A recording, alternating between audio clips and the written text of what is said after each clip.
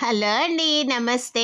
అందరూ ఎలా ఉన్నారు? బాగున్నారా? ఈరోజు బీట్రూట్ తోటి తురుముకొని పొడి కూరలాగా చేసుకున్నానండి. ఒక గిన్నె పెట్టుకున్నాను. దానిలో ఆయిల్ వేసుకొని శనగపప్పు, ఎండుమిర్చి, ఆవాలు, జీలకర్ర అన్నీ వేసుకున్నాను. చిటికెడు పసుపు కూడా వేశాను. తర్వాత కరివేపాకు, పచ్చిమిర్చి కూడా వేసుకున్నానండి.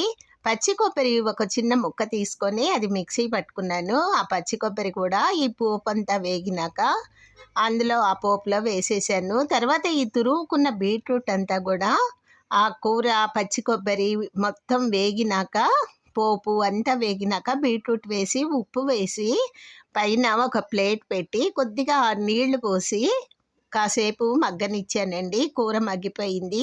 అందులో కొత్తిమీర గూడా వేసేసుకున్నా. ఇది రైస్‌లోకి, రోటీల్లోకి చాలా మంచిదండి బీట్రూట్. అలాగే బీట్రూట్ రోజు ఒక ముక్కగా తిన్నా గూడా మనము